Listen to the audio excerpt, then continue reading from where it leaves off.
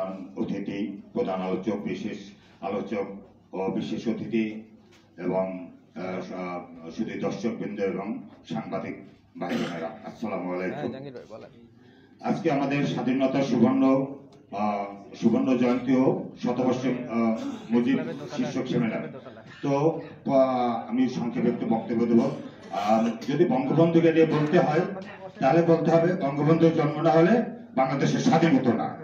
তো বঙ্গবন্ধু নিয়ে খুব আমি যে বলবো বেশি তা না, বঙ্গবন্ধু আমাদের ফাউন্ডার, তার জন্ম হয়েছে বিধায় এদের স্বাধীন হয়েছে। তো আমাদের এই 50 সুবর্ণ জয়ন্তীতে আমরা অনেক কিছু পেয়েছি। আমাদের মাননীয় প্রধানমন্ত্রী বঙ্গবন্ধু কন্যা অনেক কিছু উপহার দিয়েছেন, যেটা পদ্মা সেতু, কর্ণফুলী টানেল, তারপরে আপনার এই মেট্রো রেল, এরকম অনেক কিছু উন্নয়ন 50 যারা সুবর্ণ জয়ন্তী তার মধ্যে অনেক কিছু উন্নয়ন হয়েছে। তো আমিও বলবো আজকে আমাদের যে প্রধান অতিথি জনাব সাদেক সিদ্দিকী, তিনি খুব আমার কাছের লোক এবং সাবেক মন্ত্রী এবং সভাপতি মন্ডলীর সদস্য জাতীয় পার্টি।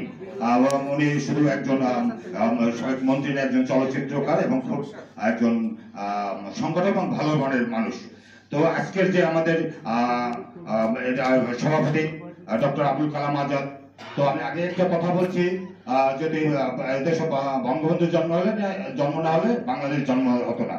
তো ডক্টর আবুল কালাম আজাদের জন্ম না হলে এই বঙ্গবন্ধু পেশাজীবী লীগের জন্ম হতো না। তো ডক্টর আবুল কালাম আজাদকে আমি অনেক ধন্যবাদ জানাবো যে আমি এই সংগঠনের সাথে আছি, আমাকে দেখেছেন। তো উনি এই বঙ্গবন্ধু পেশাজীবী লীগটা হাঁটিয়ে পা করে অনেক দূর পর্যন্ত এগিয়ে নিয়ে গেছেন এবং এটা বর্তমানে জাতির জনক বঙ্গবন্ধু শেখ মুজিবুর রহমান মেমোরিয়াল ট্রাস্ট থেকে অনুমোদিত। তো অনেক সংগঠনই আছে যেগুলো অনুমোদন নাই। তো আমাদের বঙ্গবন্ধু পেশাজীবী লীগ সেটা একটা অনুমোদন কৃত সংগঠন। অনেক সংগঠনে আছে বঙ্গবন্ধুর নাম দিয়া যেটা করা হয়, আসলে কি কোনো অনুমোদন নাই। দেখছেন এটা কিছুদিন আগে আমাদের আওয়ামী লীগের যে সেক্রেটারি জেনারেল তিনি বলছেন যারা অবৈধ সংগঠন সেগুলো বন্ধ করতে। তো বঙ্গবন্ধু পেশাজীবী লীগ একটা বৈধ সংগঠন।